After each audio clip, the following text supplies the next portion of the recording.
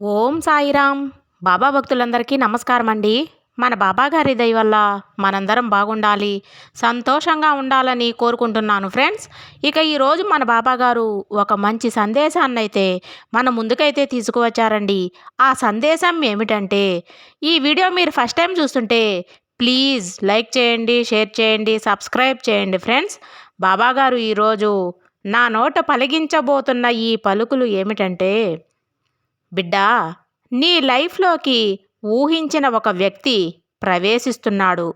Yes అనే అక్షరం పేరుతో ఉన్న వ్యక్తి జరిగేది తెలిస్తే వణికిపోతావు. గుండె నిబ్బరం చేసుకొని విను తల్లి. అది కూడా ఈ శ్రావణ మాసంలోపు ఆ వ్యక్తి నీ జీవితంలోకి ప్రవేశించబోతున్నాడు. ఇంతకీ ఆ వ్యక్తి వలన నీకు ఏం జరుగుతుందో, లాభమా నష్టమా, మంచి చేయడానికి వస్తున్నాడా, చెడు చేయడానికి వస్తున్నాడా, హాని చేయడానికి వస్తున్నాడా, లేకపోతే నీతో మంచిగా ఉండి నీ వెనుక గోతులు తవ్వడానికి వస్తున్నాడా, లేకపోతే నీ బ్రతుకును బంగారు భవిష్యత్తుగా మార్చడానికి వస్తున్నాడా, నువ్వు కలలను నిజం చేయడానికి వస్తున్నాడా, ఏ విధంగా వస్తున్నాడో, తన మనసులో ఏముంది, తన ఆలోచనలో ఏముంది, నీ గురించి తను ఏమి ఆలోచిస్తున్నాడో, ఎలాంటి నిర్ణయంతో నీ జీవితంలోకి అడుగు పెడుతున్నాడో ఖచ్చితంగా తెలుసుకొని తీరాల్సిందే తల్లి. ఏ మాత్రం నిర్లక్ష్యం చేయవద్దు. ఎందుకంటే శ్రావణ మాసం ఇక ఎన్నో రోజులు కూడా లేదు, 15 రోజులు కూడా లేదు. ఆలోపు ఆ వ్యక్తి నీ జీవితంలోకి రాబోతున్నాడు. నువ్వు జాగ్రత్తగా ఉండాలి, అప్రమత్తంగా ఉండాలి, ఒళ్ళంతా కళ్ళు చేసుకొని ఉండాలి. అసలు ఆ వ్యక్తి నుండి నీకు ఏం జరగబోతుందో నువ్వు తెలుసుకొని దాన్ని తగ్గట్టుగా నువ్వు నడుచుకోవడానికే నువ్వు సిద్ధురాలివై ఉండాలి. కాబట్టి జాగ్రత్త బిడ్డ. నీ సాయి మాటలు ఎటువంటి పరిస్థితుల్లో కొట్టిపారేయకు, పక్కకి తోసి పుచ్చుకోకు, నెట్టేయకు. నువ్వు నెట్టేస్తే ఇక్కడ పక్కన వెళ్ళేది నీ సాయి. ఇక్కడ నువ్వు పక్కకి నెట్టేసేది వెళ్ళేది నీ సాయి మాటో, నీ సాయి సందేశమో కాదు. నీ జీవితంలో కొన్ని సంఘటనలో పక్కకి వెళ్ళిపోతాయి. అందులో నీకు మేలు కోరేది ఉండొచ్చు, నీకు హాని చేసేవి ఉండొచ్చు. ప్రతి ఒక్కటి నీ అదృష్టం కూడా అందులో ఉండొచ్చు. కాబట్టి నువ్వు వదులుకోకూడదు అని అనుకుంటే ఖచ్చితంగా ఈరోజు ఈ సాయి సందేశాన్ని విని తీరాల్సిందే. ఎన్ని పనులు చేస్తున్నా తప్పకుండా ఒంటరిగా మాత్రమే వినడానికి ప్రయత్నించు బిడ్డ అంటూ బాబాగారు ఈరోజు ఒక హెచ్చరికతో కూడినటువంటి సందేశంతో వచ్చారండి. ఎందుకు బాబాగారు ఇలా అంటున్నారు, బాబాగారి మాటలు వెనుక ఉన్న అర్థం ఏమిటి, పరమార్థం ఏమిటి, నిగూఢ అర్థం ఏమిటి, తప్పకుండా తెలుసుకొని తీరాల్సిందే. ఎందుకంటే మన జీవితంలో ఏదో జరగబోతుందేమో, బాబాగారు మనకు ఇలాంటి సందేశాలను, సూచనలు ద్వారా తెలియజేస్తున్నారు. అది అదృష్ట రకంగా కావచ్చు, లేదా ఆపద రకంగా కూడా కావచ్చు.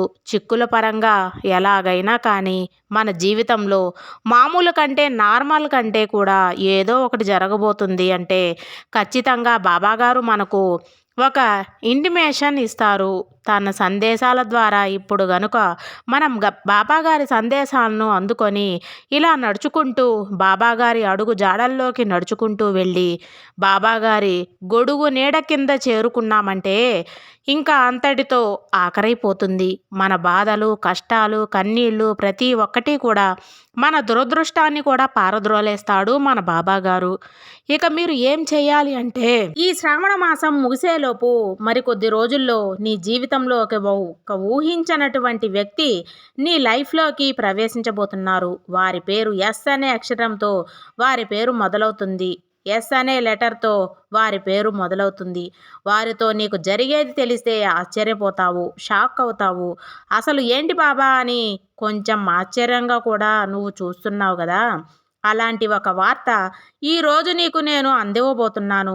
నిజానికి నువ్వు ఎంతో అదృష్టం చేస్తేనే ఈరోజు ఈ సందేశం నీ చెవిన పడింది, నీ కంట పడింది. ఎందుకంటే అప్పుడే ఇందులో ఉన్న మర్మం ఏమిటో నువ్వు తెలుసుకుంటావు. ఆ మర్మాన్ని నువ్వు ఖచ్చితంగా తెలుసుకున్నావు, విన్నావు అంటే ఆ వ్యక్తి ఎవరు, ఏం చేయబోతున్నారు, నువ్వు ఎలా ఉండాలి, ఎలా ఎదుర్కోవాలి, ప్రతి ఒక్కటి కూడా నీకు తెలుస్తుంది. ఆ లోపు నీ గురించి 2 మాటలు చెప్పాలి బిడ్డ. నీలో ఉన్న తప్పులు కావచ్చు, ఒప్పులు కావచ్చు, నువ్వు చేసే మంచి పని కావచ్చు, నీలో ఉన్న గుణాలు కావచ్చు, నువ్వు ఎదుటివారి పట్ల ఉండే ఆ ప్రవర్తన వల్ల ఎదుటివారు ఎంత ఇబ్బంది పడుతున్నారో, ఇలా ప్రతి ఒక్కటి కూడా నీ గుణగణాలను గురించి ఒక్క 2 మాటలు చెప్తాను విను. బిడ్డా, మొత్తం విన్నావంటే నీకే అనిపిస్తుంది, నా సాయి చెప్పేది నిజమే కదా, నా గురించి నా తండ్రి ఎంత చక్కగా చెప్పాడు, ఒక బిడ్డ గురించి తండ్రికి కాకపోతే ఇంకెవరికి తెలుస్తుంది అంటూ ముక్కున వేలేసుకుంటావు.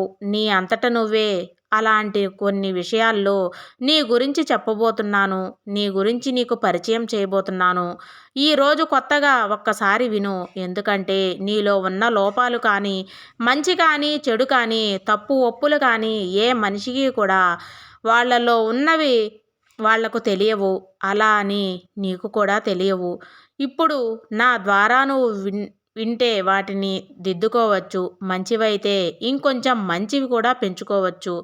ఎటువైపు చూసినా కూడా నీకు అంతా కూడా మంచే జరుగుతుంది బిడ్డ. కావాల్సింది కాబట్టి నీ గురించి నువ్వు 2 ముక్కల్లో చెప్తేనే వింటావు. ఎవరైతే నీ జీవితంలోకి ఎందుకు ప్రవేశిస్తున్నారో అనడానికి ఒక కారణం కూడా నీకు దొరుకుతుంది. చాలా వరకు కూడా వారి సమస్యలకు వారు తొలగించుకోలేక సతమతమైపోతూ కింద మీద పడుతూ ఉంటారు బిడ్డ. ఆ సమస్యలకి పరిష్కారం అనేది తెలుసుకోలేక కానీ నీ వ్యక్తిగతంగా పరిశీలించినట్లయితే నువ్వు చాలా అంటే చాలా మనసున్న వ్యక్తివి.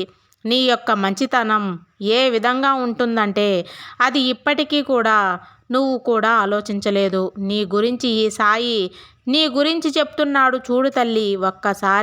ఒక్కసారి ఇంతింత ఆశ్చర్యానికి గురవుతావు. ఏ విధంగా ఉంటావు అంటే ఎవరైనా నీకు హాని చేయనప్పుడు వాళ్ళు నిన్ను అవకాశానికి వాడుకుంటున్నారు అని కూడా తెలుసు. వారి అవసరాలను తీర్చుకోవడం కోసమే నీతో స్నేహం చేస్తున్నారు, నీ దగ్గరికి వస్తున్నారు అని కూడా తెలుస్తూ కాబట్టి ఎట్టి పరిస్థితుల్లో కూడా వారు మళ్ళీ నీ దగ్గరికి సహాయానికి వచ్చారు అంటే గతం తాలూకా వాళ్ళు చేసినవన్నీ మర్చిపోతావు. మసాలన్నింటినీ మర్చిపోతావు.